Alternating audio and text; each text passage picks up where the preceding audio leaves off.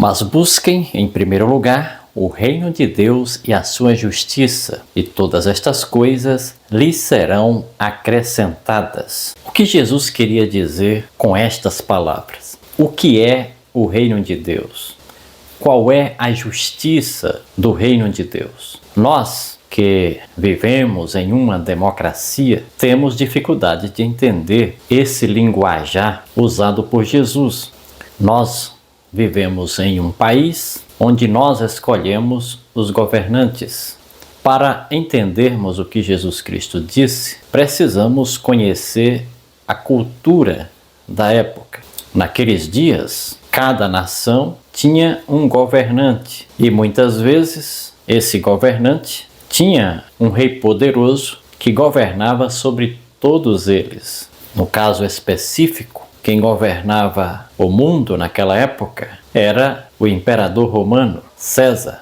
Então todos os povos da terra viviam sob a jurisdição de César. Dessa forma, viviam no reino de César. A mensagem de Jesus, para muitos, poderia soar como um convite à rebelião. Afinal, ele estava aconselhando as pessoas a buscar outro reino, neste caso, o reino de Deus.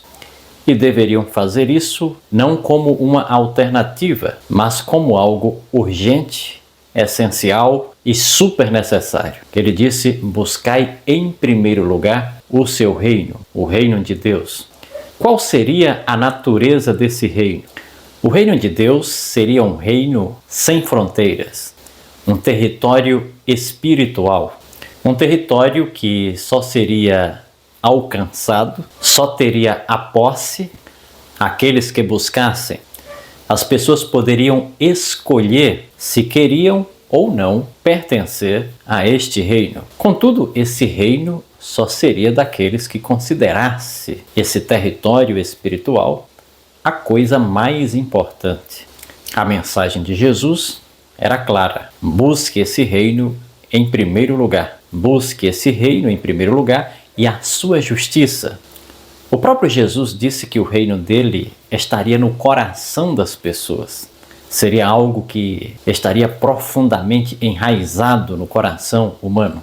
Mas o que viria a ser a sua justiça? A justiça de um rei era a sua palavra. Naqueles dias, o rei não só governava, o rei julgava. Lembra do rei Salomão? Quando julgou a causa de duas mulheres que contendiam pelo filho, ele era o próprio juiz. Isso trazia algumas vantagens em relação a hoje, porque a decisão era muito rápida, a justiça era feita quase que instantaneamente, os processos não se demoravam, porque o rei sozinho decidia. E o que ele decidisse estava decidido. Então a justiça do reino de Deus está expressa na sua lei, na sua palavra, naquilo que ele revelou como sendo justo, como sendo correto. Então, um súdito do reino dos céus, o principal objetivo de sua vida é buscar o conhecimento da vontade de Deus, a sua justiça. Isso deve vir em primeiro lugar. E as demais coisas, prometeu Jesus, serão acrescentadas. Nesta semana, nós vamos ver, através de um estudo do livro de Josué, como o reino de Deus deve ser buscado em primeiro lugar na prática. Teremos exemplos práticos que irão nos fornecer lições preciosas para que no nosso dia a dia venhamos de fato buscar o reino de Deus e a sua justiça em primeiro lugar em nossas vidas e experimentarmos as grandes bênçãos que essa busca pelo reino de Deus proporciona. Afinal, a promessa foi clara: as demais coisas essenciais, necessárias à vida, serão acrescentadas, serão concedidas, serão providas por Deus quando buscarmos em primeiro lugar o seu reino acima de qualquer governo terreno, acima da vontade de qualquer soberano da terra e até mesmo acima da nossa vontade. Israel havia transposto o Jordão, fincado os pés na terra prometida. Certamente, aqueles homens devem ter experimentado uma sensação super agradável. A promessa divina estava se materializando aos olhos deles. E isso certamente foi motivo de grande alegria para eles. Mas, ao mesmo tempo, estavam cercados de muitos inimigos. E esses inimigos teriam que ser vencidos pela guerra, pelo combate. Isso certamente gerava uma tensão naqueles homens. E normalmente, quando temos diante de nós um desafio, algo que tem que ser feito com urgência, costumamos ser apressados e imediatamente partirmos para a batalha, para a luta, para alcançarmos os nossos objetivos. Contudo, Josué nos dá uma lição preciosa. Ele deixa bem claro que diante de desafios que temos pela frente, nós jamais deveremos esquecer da aliança com o Senhor. Deus fez uma aliança com os israelitas. Aliás, esta aliança foi feita muito tempo antes. E o símbolo dessa aliança era a circuncisão. Só que a geração que transpôs o Jordão, que pisou na terra prometida, aquela geração não tinha passado pelo rito da circuncisão. E o rito da circuncisão era um rito muito importante na aliança. Aliás, era o símbolo da aliança. E era um símbolo que estava presente na carne, de forma que todos os dias o israelita circuncidado poderia observar e se lembrar da aliança feita com Deus. Portanto, existia uma enorme vantagem de ter na própria carne o sinal da aliança feita com Deus. Isto serviria para fortalecer a fé, para se lembrar do acordo feito com Deus. E por que isto seria importante para Josué, para os seus guerreiros, para a nação de Israel? Era muito importante, porque, primeiro, eles estariam se lembrando de que aquela terra não era deles. A terra era do Senhor. Foi a graça de Deus que proporcionou a eles aquela terra. Lembrar que eles pertenciam ao Senhor e a terra que possuíam, como consequência todas as bênçãos que essa terra iria produzir, era um ato gracioso da parte de Deus, era o mais importante. Eles poderiam deixar isso para depois, mas Josué era um líder que entendia e que estava na prática fazendo aquilo que Jesus Cristo disse: buscar em primeiro lugar o reino de Deus, a aliança com o Senhor. E por esta razão, Josué tomou uma atitude de circuncidar todos os israelitas que até então não eram circuncidados. Aqueles que representavam a nova geração, aqueles que nasceram no deserto e que não foram circuncidados. E não foram circuncidados porque no deserto houve uma rebelião contra Deus e, de certa forma, a aliança com o Senhor foi invalidada por conta daquela rebelião. Ali estava a oportunidade de Deus entrar novamente em aliança com Israel. E o símbolo dessa aliança seria a circuncisão. É claro que, cercado e rodeado por inimigos, o ato da circuncisão aparentemente colocava os exércitos de Israel em desvantagem. Fisicamente, eles iriam ficar mais fracos durante pelo menos 3 dias. E isso colocava, de certa forma, os exércitos israelitas em desvantagem. Isso, aparentemente. Afinal, o que se espera de um exército é que este exército esteja preparado. E normalmente se supõe que um exército está bem preparado quando estão com suas armas preparadas, com suas espadas afiadas, com suas lanças, enfim, com todo o seu arsenal bélico pronto e com homens bem alimentados e fortes. Mas Josué não entendia assim.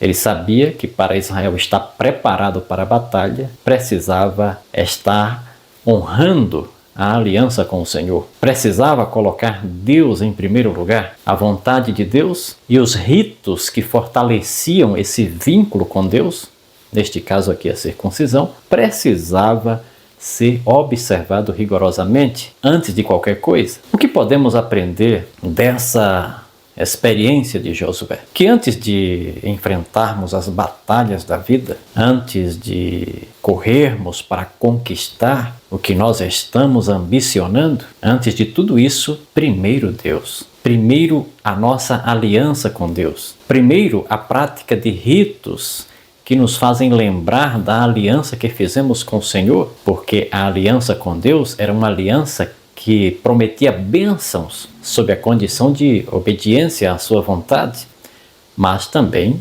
prometia maldições caso o povo se afastasse da vontade de Deus. Então, o nosso vínculo com Deus, relembrar as promessas de Deus, estar o tempo todo ciente da sua vontade para nós, manter essas verdades vivas em nossa mente, através de ritos que fortalecem esse vínculo, deve vir em nossa vida em primeiro lugar. Josué é um exemplo prático do que significa buscar o reino de Deus em primeiro lugar, com a certeza de que as demais coisas da vida, neste caso a vitória sobre os inimigos, serão acrescentados. Qual a relevância de Josué celebrar a Páscoa quando existia a necessidade urgente de conquistar a terra prometida? Eu poderia enumerar pelo menos 3 razões relevantes para a celebração da Páscoa. A primeira razão relevante é que celebrar a Páscoa fazia parte da aliança. Havia uma orientação para que quando Israel entrasse na Terra Prometida, no dia 14 do primeiro mês, fosse celebrada a Páscoa ao Senhor. Então, a relevância que a Páscoa tinha era que era um ato de obediência à vontade de Deus, aos termos da aliança. E o primeiro compromisso de Israel com Deus era obedecer às instruções divinas. Outra relevância era que a Páscoa lembrava os israelitas da libertação do Egito, e isso conectava a nação com o Deus de Israel. Lembrar da libertação do Egito fortalecia a fé de Israel, fortalecia a nação para as batalhas. Uma coisa é um guerreiro enfrentar uma batalha desanimado. Outra coisa é um guerreiro enfrentar uma batalha com fé, com confiança em Deus. A celebração da Páscoa fortalecia essa fé em Deus e era muito relevante antes de começar campanhas militares para conquistar a Terra Prometida. Mas existia também outra relevância, o fato de que ao celebrar a Páscoa, as pessoas eram lembradas da graça de Deus. Afinal, Deus poupou Israel nesse dia da ação destruidora do anjo que destruiu os primogênitos do Egito. Então, a Páscoa lembrava a Israel do poder salvador de Deus. A importância da Páscoa foi também vista nas ações de Jesus, o nosso Salvador. Quando esteve com os discípulos, Jesus Cristo celebrou a Páscoa e estabeleceu no lugar da Páscoa a Santa Ceia, como um lembrete não da libertação do Egito, mas da libertação dos pecados que foi possível graças ao seu sangue derramado na cruz. Mas qual é a lição que fica? A lição que fica é que nós precisamos celebrar alguns rituais para que a nossa fé se fortaleça e para que possamos estar sempre em conexão com o nosso Deus. Que rituais podemos praticar hoje para nos conectar com Deus? Podemos praticar o ritual da Santa Ceia, para nos lembrarmos do nosso Salvador. A observância do sábado, um ritual realizado a cada semana, que nos faz lembrar de que Deus é o nosso Criador, nos conecta com o Criador, ao qual devemos a existência. O nosso vínculo com Deus se fortalece pela guarda do sábado.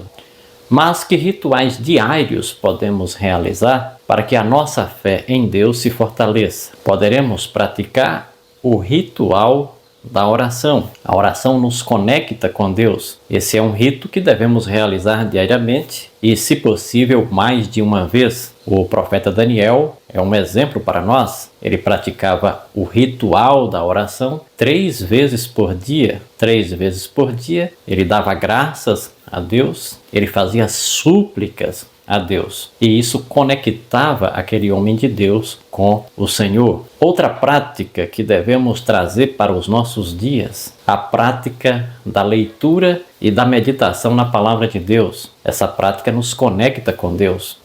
Não apenas ler de forma rápida as Escrituras, mas ler ponderando, procurando entender cada frase, cada sentença, cada ensino ali apresentado. A leitura e meditação da palavra de Deus é um rito que devemos praticar diariamente. Outro rito, nos reunir com os irmãos na igreja. Esse rito fortalece o nosso vínculo com Deus e com os nossos irmãos. Essa prática nos conecta com Deus e com os irmãos e nos habilita, nos prepara para as conquistas que nos permitirão ter a posse da Canaã celestial. Josué entendeu a importância desses ritos, dessas celebrações, e entendeu que antes de começar uma batalha, era necessário que o povo estivesse fortalecido na fé. Nós, ao praticarmos esses ritos, a oração, o estudo, a meditação da palavra de Deus, a guarda do sábado, a Santa Ceia, as reuniões na igreja, os cultos, nós estamos nos fortalecendo e nos preparando para as batalhas que temos que enfrentar até que o Senhor venha e nos introduza na Canaã celestial. Altares de renovação. Qual foi a motivação de Josué para construir um altar para o Senhor? Josué era uma pessoa que o que o motivava, o que o movia, era a obediência à palavra do Senhor. A palavra do Senhor por Moisés era de que quando Israel chegasse na terra prometida, fosse erguido ali um altar para a adoração ao Senhor. Essa era uma prática comum dos antepassados israelitas. Abraão, em todo lugar que chegava, erguia um altar para adorar o Senhor. Isaac também fez isso, Jacó também fez isso, e o povo de Israel deveria fazer o mesmo. Inclusive, fazia parte da aliança, era uma das orientações divinas para o seu povo. Então Josué estava ali em estrita obediência à palavra do Senhor. Esse altar era interessante porque para o seu erguimento foram escolhidos pedras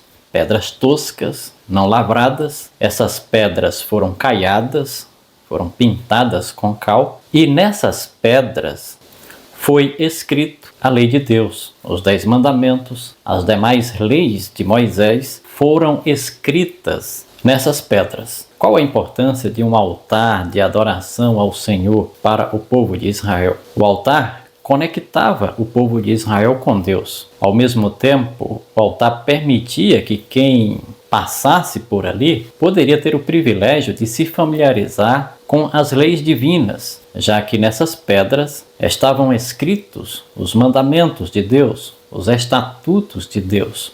O altar proporcionava a Israel a oportunidade de se encontrar com Deus, de ter uma conexão forte com Ele. Como podemos aplicar essa lição ensinada por Josué a nós hoje? Nós precisamos erguer altares ao Senhor para a adoração ao Senhor em nossa vida. Por esta razão que precisamos atentar para os cultos a Deus. Pela manhã, ao entardecer, precisamos erguer a nossa voz a Deus em cânticos de adoração. Precisamos também fazer leituras da palavra de Deus, já que esses atos de adoração fortalecem a nossa fé e nos ajudam em nossa caminhada rumo à Canaã celestial. É verdade que no nosso mundo nós somos até ensinados por alguns filósofos de calçadas que primeiro devemos cuidar das obrigações e depois da devoção. Mas o exemplo de Josué nos ensina o contrário. Sempre devemos priorizar a devoção. Devemos priorizar o altar do Senhor, o momento de nos rendermos a Ele em louvor, em adoração. E são esses atos que de fato precedem as vitórias. Priorizar as obrigações e só depois a devoção é um passo para a derrota. No plano divino, primeiro deve ser o reino de Deus. Primeiro, a devoção, a adoração. Depois, fortalecidos pela adoração, pela devoção a Deus, aí sim, estaremos prontos para as demais coisas da vida, contando com a promessa de Jesus de que Ele estará conosco e o que for necessário à nossa vida, Ele certamente vai nos conceder, vai nos acrescentar. Outra virtude de se construir um altar é que as pessoas poderão presenciar esse altar. E isso exerce uma influência profunda, uma influência sobre os nossos filhos, uma influência sobre os nossos amigos, pelas pessoas que convivem conosco. Ao perceber que priorizamos primeiro a comunhão com Deus, essas pessoas estarão sendo ensinadas na prática a viverem uma experiência profunda com Deus. Isso Abraão fazia, os patriarcas faziam, e nós que vivemos nos dias finais da história da humanidade, não podemos ser diferentes, precisamos fazer também.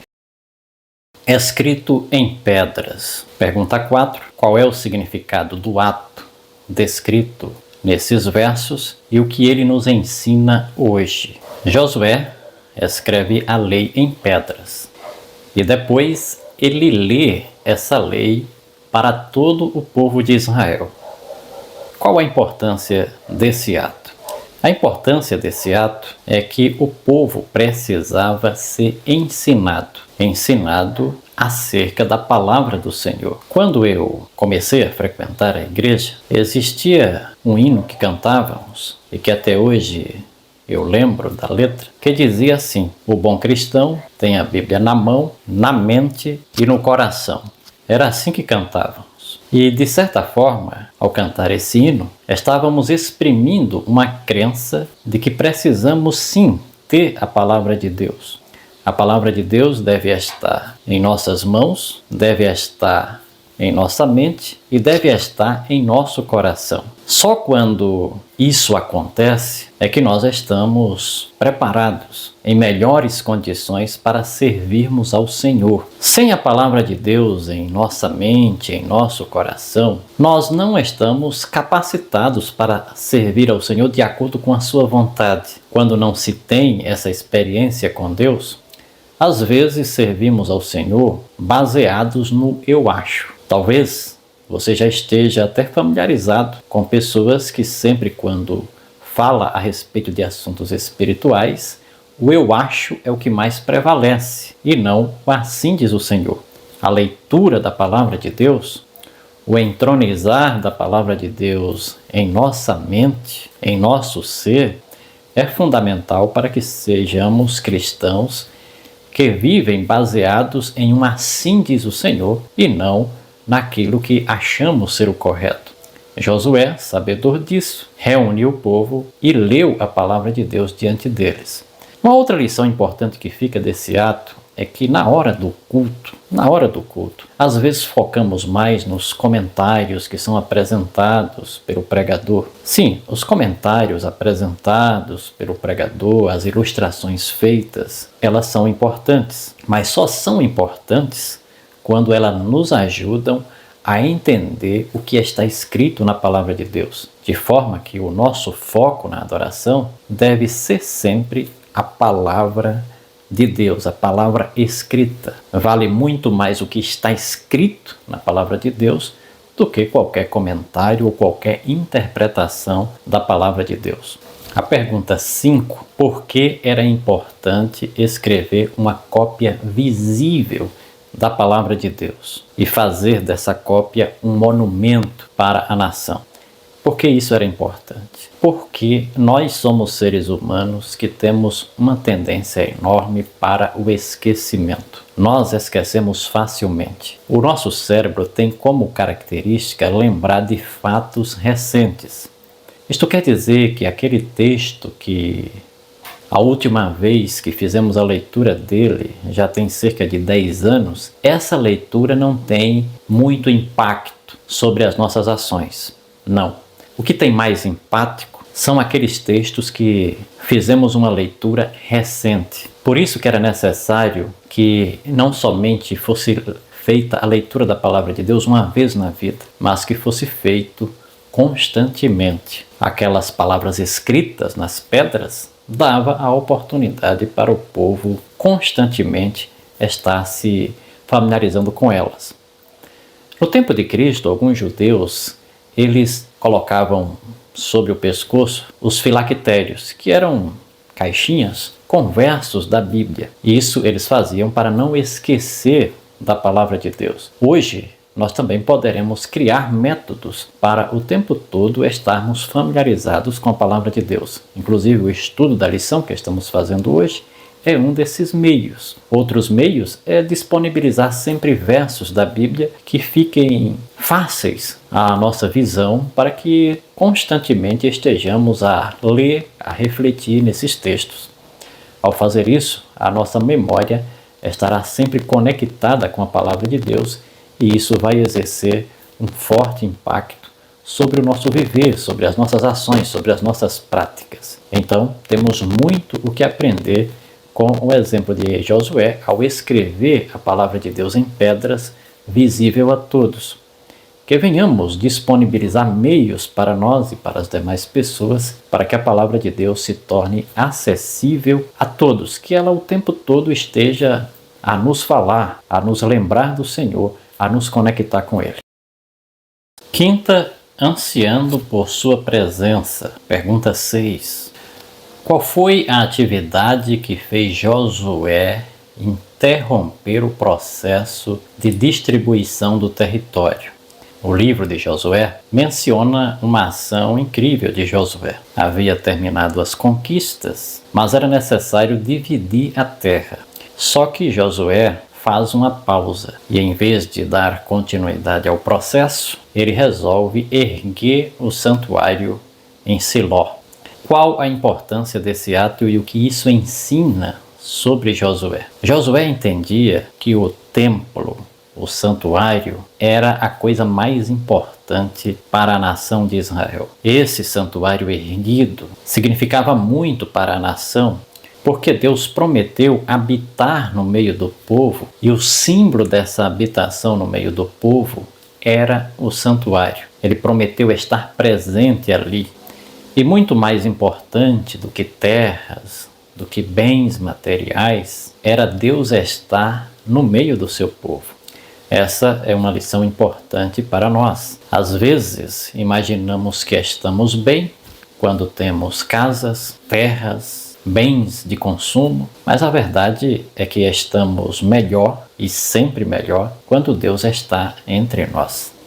Ter a presença de Deus é melhor do que ter qualquer outra coisa sem a sua presença. Por esta razão que o verso para memorizar da lição é: buscai, pois, em primeiro lugar o seu reino e a sua justiça.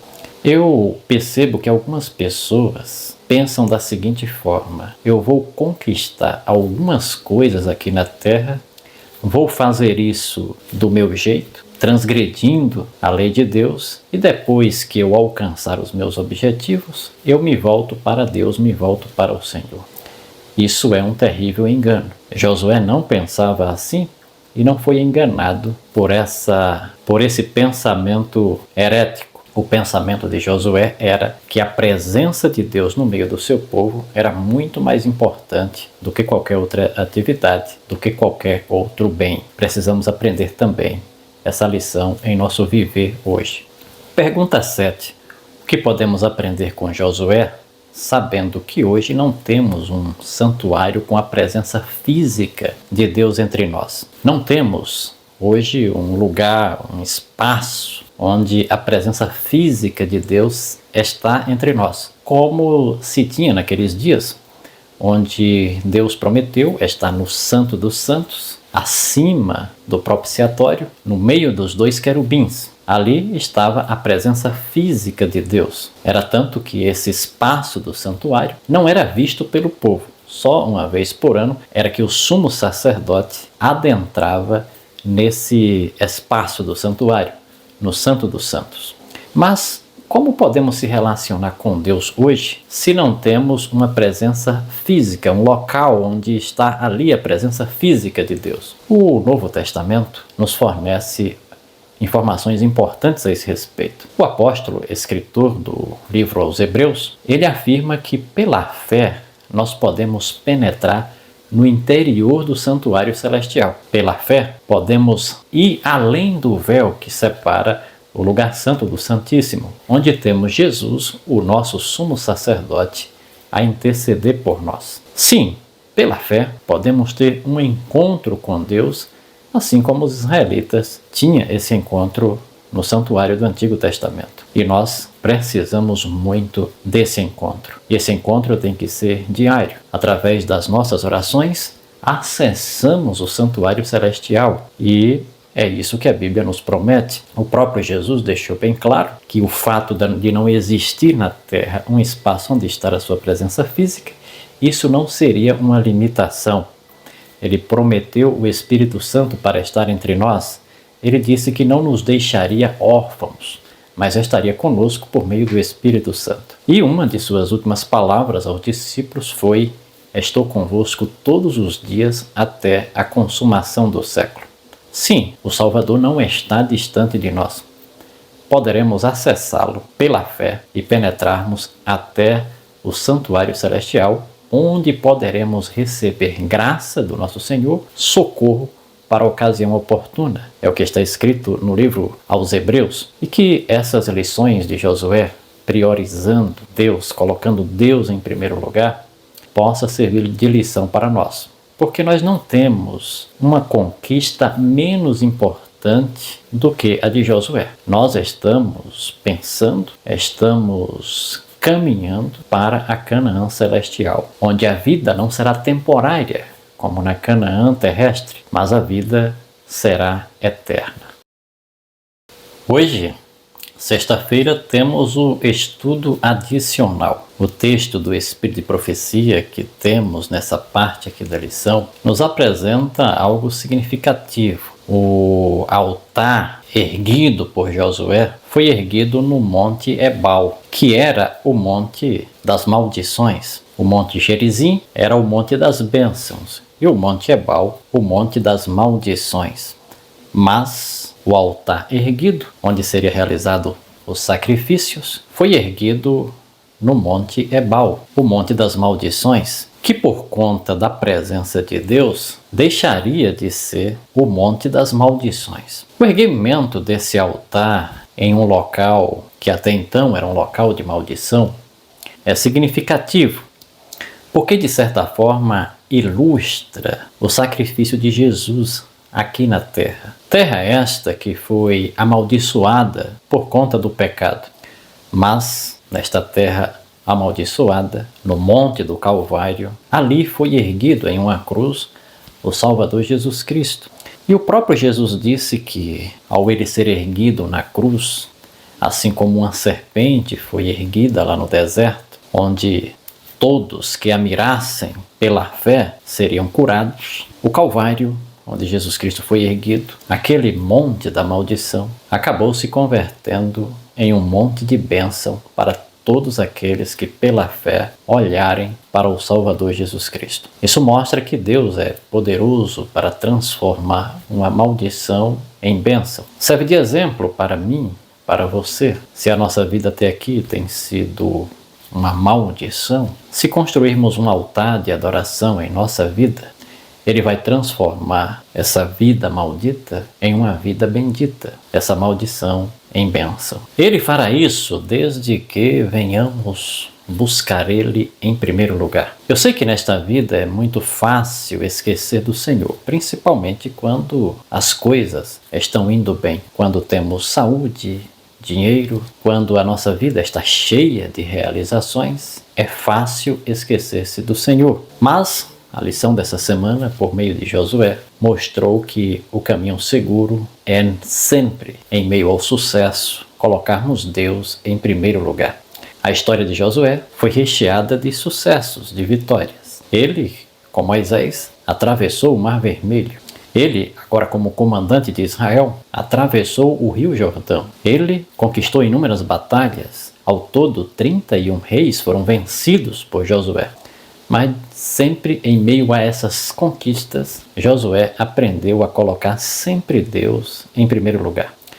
Não se envaidecia pelas vitórias conquistadas. Não se abatia diante dos fracassos ao ponto de não buscar ao Senhor. Que as lições ensinadas por Josué e estudadas por nós durante essa semana venham marcar profundamente o nosso modo de se relacionar com Deus. Que venhamos colocar em prática aquilo que Jesus Cristo disse e levar a sério o que ele disse. Buscar em primeiro lugar o reino de Deus, a sua justiça, com a certeza, com a confiança de que as demais coisas necessárias a nós serão acrescentadas, serão conquistadas pelo poder, pela sabedoria de Deus que estará em nós, desde que colocamos Ele, o seu reino, a sua justiça em primeiro lugar. Vamos orar? Grandioso Deus, grandioso Pai, nós te agradecemos por todas as lições que nos foram ensinadas durante essa semana. E todas essas lições nos levam a um ponto comum. Devemos buscar em primeiro lugar o seu reino e a sua justiça. E que o Senhor nos conceda a sabedoria de fazer isso. E de fazer isso urgentemente, agora mesmo. Em nome de Jesus, nós te agradecemos e te pedimos. Amém. Se você gostou deste vídeo, não deixe de curtir, comentar e compartilhar. Quando você faz isso, você está impulsionando gratuitamente, sem pagar nada, este conteúdo, fazendo com que o YouTube recomende a mais pessoas este conteúdo.